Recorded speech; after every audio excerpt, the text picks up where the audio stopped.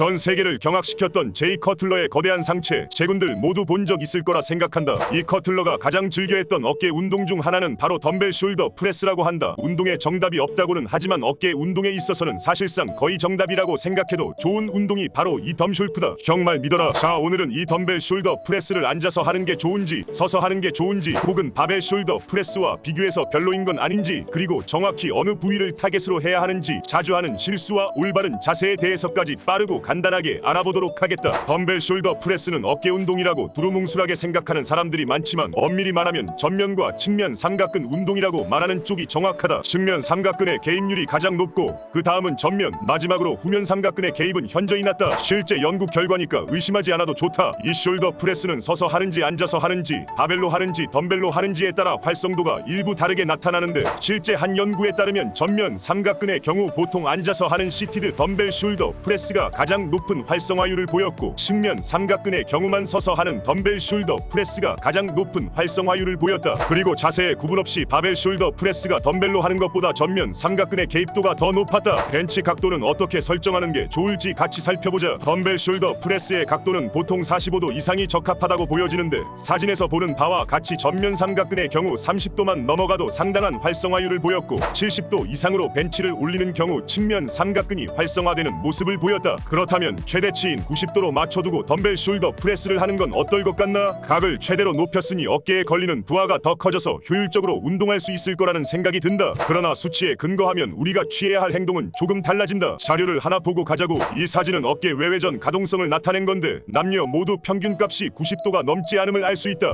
이 말은 즉슨 벤치를 세워서 지면과 수직으로 운동하면 어깨를 다칠 가능성이 크다는 뜻이다. 대부분의 헬스인들이 전문적인 트레이닝을 받는 사람이 아니라는 점을 감안하면 90보다는 각도를 낮춰서 하는 것을 추천한다. 게다가 지렛대 효과에 의해 역학적인 이점을 얻을 수 있으니 힘을 쓰기에도 더 좋겠지. 자, 다시 본론으로 돌아와서 제이 커틀러는 어깨 운동을 할 때 가동 범위를 제한해서 수행하는 걸 선호했다. 커틀러가 가장 강조했던 부분인데, 대부분의 사람들이 모든 종목을 할 때 풀 가동 범위로 수행해야 한다는 강박관념이 있다고 한다. 그러나 덤벨 숄더 프레스만큼은 가동 범위를 제한해서 수행했을 때 최대한 집중적으로 수축해서 털어줄 수 있다고 한다. 만약 팔을 더 펴게 된다면 삼두근이 관여하게 되고 승모근이 올라가면서 제대로 된 운동을 할 수 없다고 한다. 내려갈 땐 최대한 깊이 내려가서 삼각근의 최대 신장을 유도하는 게 중요하다고 하고, 어깨의 지속적인 긴장을 유지할 수 있도록 노력하고 있다고 한다. 너네 커틀러 형 말 들어라. 즉 정리하자면 충분히 내리고 통제된 거리만큼만 올리는 것이다. 이전 쇼츠에서도 한번 언급했지만 덤벨 숄더 프레스를 할 때 주의사항은 손목이 꺾이지 않도록 수직으로 세워주는 거다. 만약 손목이 뒤로 꺾이게 되면 무게가 뒤로 빠지게 되면서 손이 몸 뒤로 넘어가고 팔꿈치는 앞으로 꺾여버리는 대참사가 발생할 수 있고,